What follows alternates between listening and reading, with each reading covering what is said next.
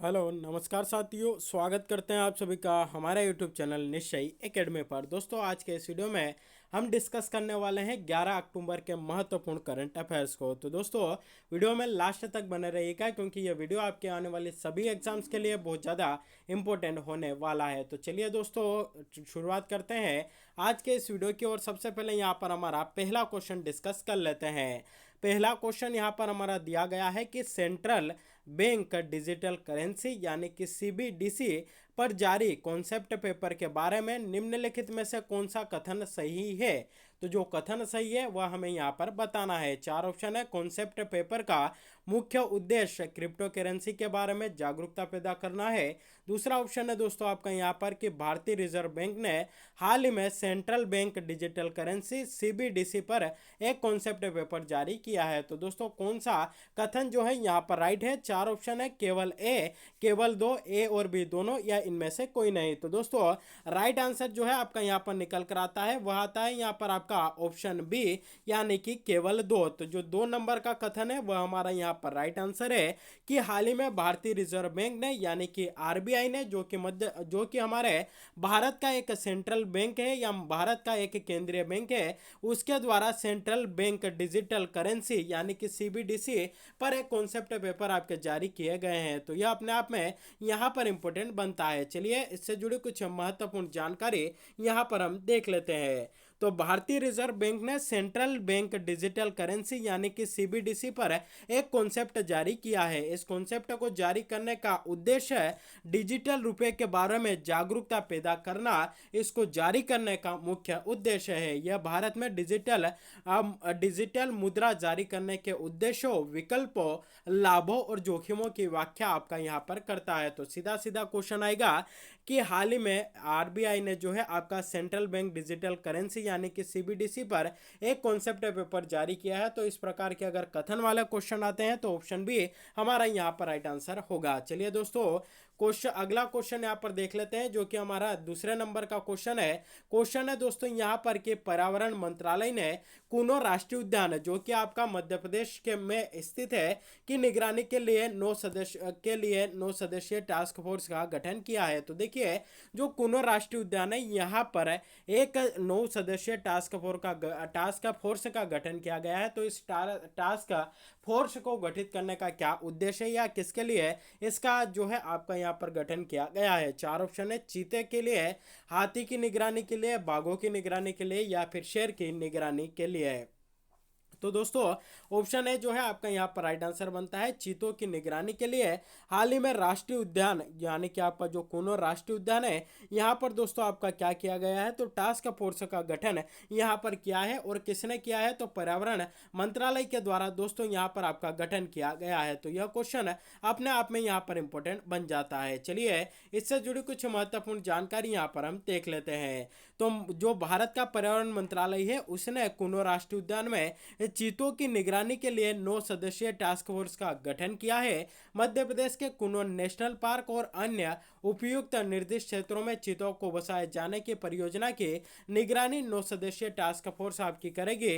इस task force में प्रधान सचिव मध्य प्रदेश वन और पर्यटन और एनटीसीई नई दिल्ली के महानिरीक्षक डॉक्टर अमित मलिक भी आपके शामिल है। तो 9 सदस्यीय टास्क फोर्स का आपका गठन किया गया। क्यों किया गया, तो कुनो राष्ट्रीय उद्यान में हाल ही में जो चीते आपके लाए गए हैं उनकी निगरानी के लिए है। तो यह क्वेश्चन हमारे लिए यहाँ पर अपने आप में इंपॉर्टेंट बन जाता है। दोस्तों, अगर यहाँ पर हम इससे जुड़ी और डिटेल देखना चाहे कि जो कूनो राष्ट्रीय उद्यान है आपका कहाँ पर स्थित है, तो यह मध्य प्रदेश में स्थित है। मध्य प्रदेश में भी कहाँ पर, तो यहाँ पर एक जो है जिला है जिसका नाम है श्योपुर, वहां पर यह जो है आपका स्थित है। इसको वर्ष 2008 में आपका राष्ट्रीय उद्यान का दर्जा यहाँ पर दिया गया। और हाल ही में नामीबिया देश से जो है आपके यहाँ पर चीते लाए गए हैं। और यह जो है देश का पहला ऐसा राष्ट्रीय उद्यान होगा जहां पर हमें चीते देखने को मिलेंगे। तो यह अपने आप में यहाँ पर इंपॉर्टेंट बन जाता है। साथ ही दोस्तों, कितने चीते लाए गए हैं, तो 7 चीते आपके जो है यहाँ पर लाए गए हैं, जिसमें कि 4 आपके क्या है, तो 4 मादा है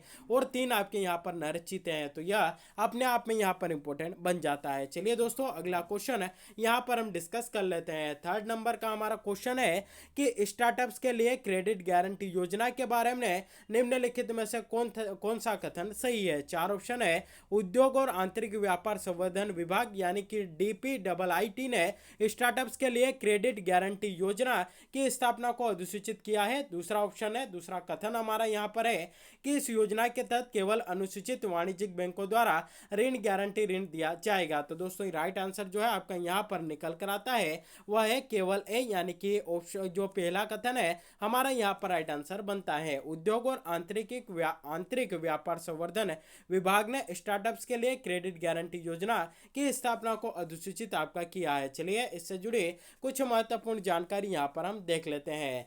तो DPIIT ने स्टार्टअप्स के लिए ऋण गारंटी योजना की स्थापना को अधिसूचित यहाँ पर किया है। इस योजना के तहत क्रेडिट गारंटी ऋण अनुसूचित वाणिज्यिक बैंकों, गैर बैंकिंग वित्तीय कंपनियों और भारतीय प्रतिभूति और विनिमय बोर्ड यानी कि SEBI, security exchange board of India द्वारा पंजीकृत वैकल्पिक निवेश फंडों द्वारा आपका दिया जाएगा। चलिए दोस्तों अगला क्वेश्चन यहाँ पर हम डिस्कस कर लेते हैं, जो कि 4th नंबर का क्वेश्चन है कि 2022 के लिए विश्व डाक दिवस का विषय क्या था। तो सबसे पहले दोस्तों यहाँ पर जो है हमारे माइंड में एक प्रश्न उठता है कि जो विश्व डाक दिवस है आपका प्रतिवर्ष कब मनाया जाता है? तो दोस्तों प्रतिवर्ष यह 9 अक्टूबर को आपका मनाया जाता है। तो इस वर्ष यानी कि 9 अक्टूबर 2022 को जो विश्व डाक दिवस मनाया गया उसकी थीम, उसका विषय आपका क्या था? चार ऑप्शन है। Post for planet, post is important, save postal stamp या इनमें से कोई नहीं। तो दोस्तों ऑप्शन है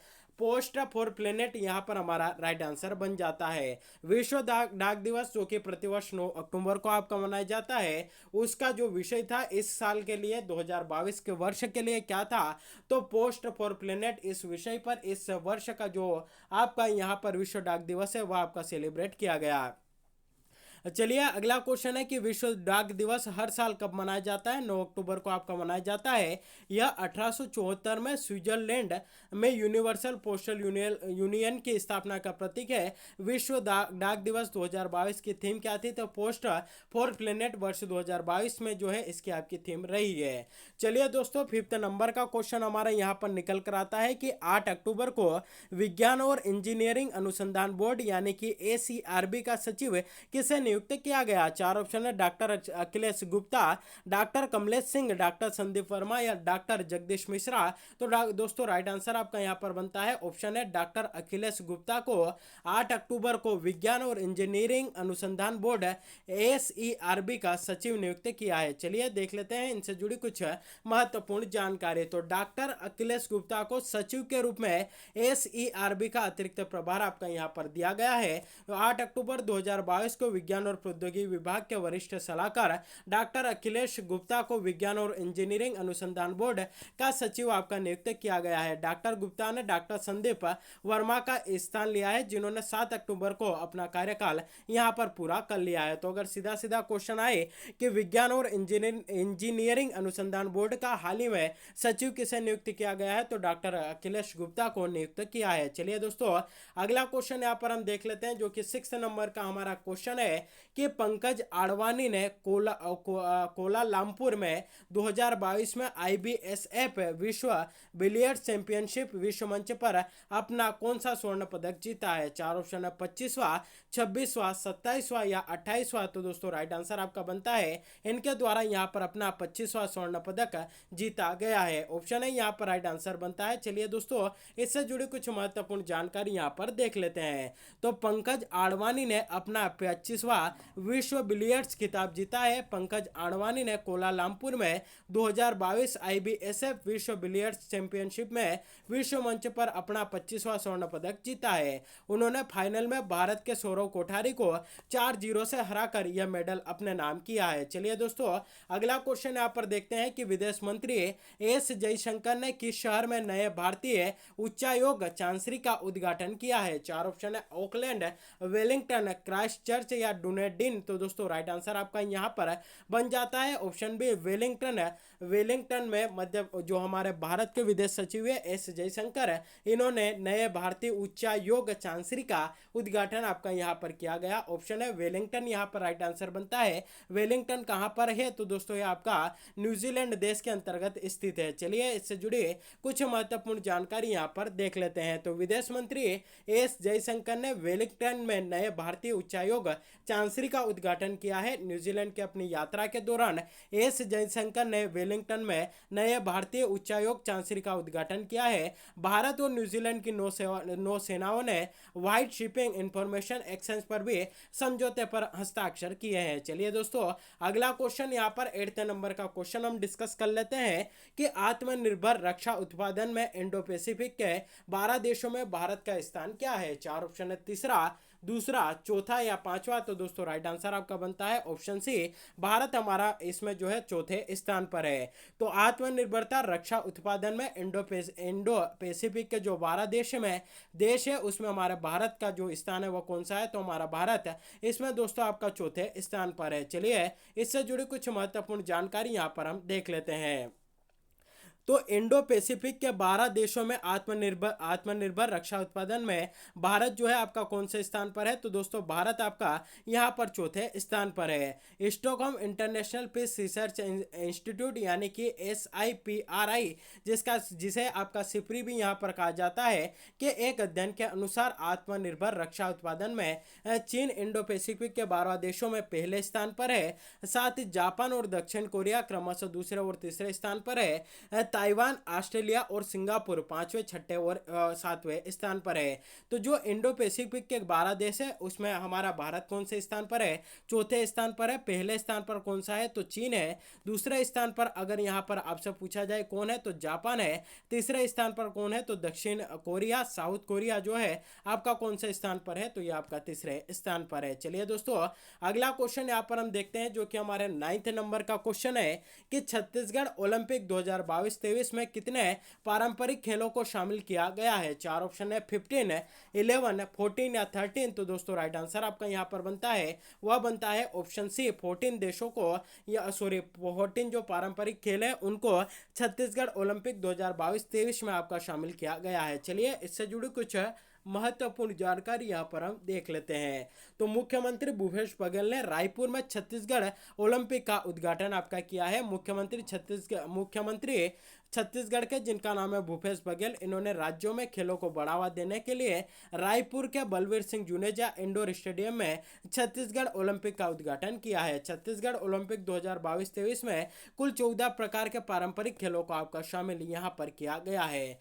आज के इस वीडियो का लास्ट क्वेश्चन है हमारा यहाँ पर कि 10 अक्टूबर 2022 में सरकार ने निम्नलिखित में से किसके लिए नए हथियार प्रणाली शाखा के निर्माण को मंजूरी दी है? 4 ऑप्शन है, भारतीय वायुसेना, भारतीय थल सेना, भारतीय नौसेना या भारतीय अर्धसैनिक बल। तो दोस्तों राइट आंसर आपका यहाँ पर बनता है ऑप्शन है भारतीय वायुसेना। अक्टूबर 2022 में भारत ने नई हथियार प्रणाली शाखा के निर्माण को मंजूरी दी है और किसके निर्माण के किस प्रणाली के शाखा के निर्माण को मंजूरी दी है? तो भारतीय वायुसेना के जो नए हथियार प्रणाली शाखा है उसके निर्माण को यहाँ पर मंजूरी आपकी दी गई है। चलिए इनसे जुड़ी कुछ महत्वपूर्ण जानकारी यहाँ पर हम डिस्कस कर लेते हैं।